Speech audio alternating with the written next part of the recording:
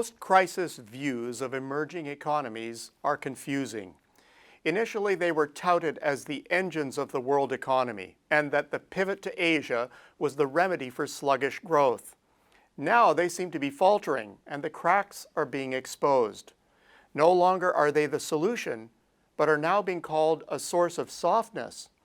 Such diametrically opposed views, and all in a 6-year space? If there's a flaw in the forecasts, it's succumbing to the urge to isolate economies from the global machine.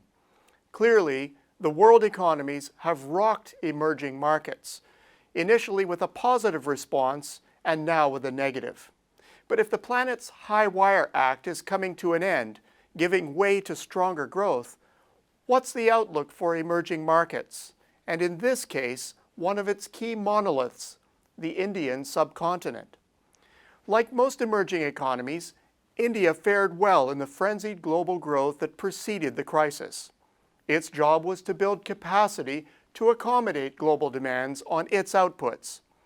In a departure from historical growth theory, its service sector surged as the skill-stifled world tapped into India's particular capabilities.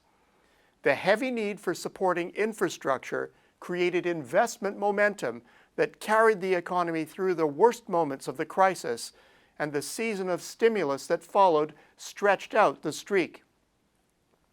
Infrastructure initiatives and key reforms then began to slip, and growth edged back, creating concern about India's overall model.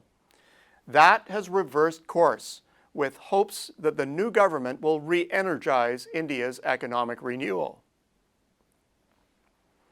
Throughout these ups and downs, India's potential growth has remained solid. Its vast population is a key asset.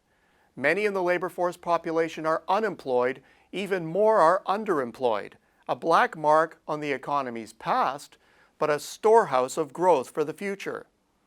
Investment is bringing technology that is leapfrogging the antiquated systems embedded in OECD markets, and the $1 trillion infrastructure program is renewing and creating the means of moving people, goods, and services more efficiently.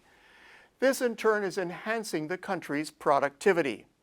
Estimates peg long-run annual growth potential as high as 8%, leading some to call India the next growth cycle's China. Is this at all possible? Indeed it is, but there are some key ifs. First, India has a massive infrastructure gap. Current estimates peg it at $1.7 trillion. The Global Competitiveness Report ranks India's infrastructure 90th of 144 nations in its annual survey. Filling that gap is an ongoing problem for India, as intergovernmental squabbles often inhibit programs that would vastly improve commerce and overall welfare. Secondly, there's the population.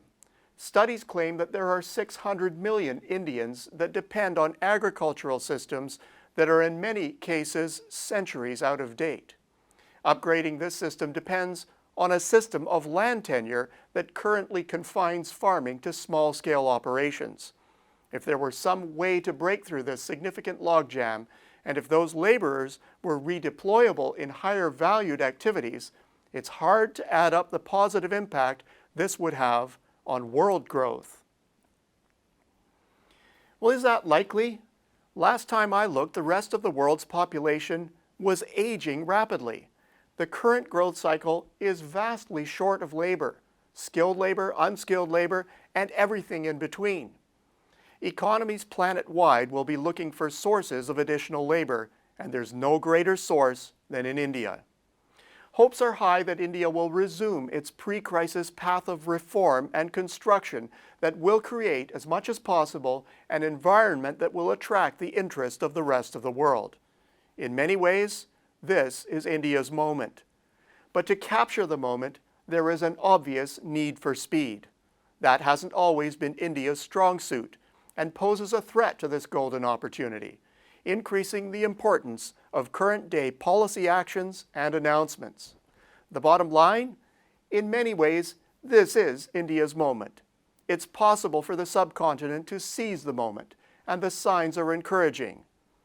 It is unlikely to miss the moment, though. It is such a key piece of the global growth story that we may all have to wait for or to somehow help things to come together. Until next week, I'm Peter Hall.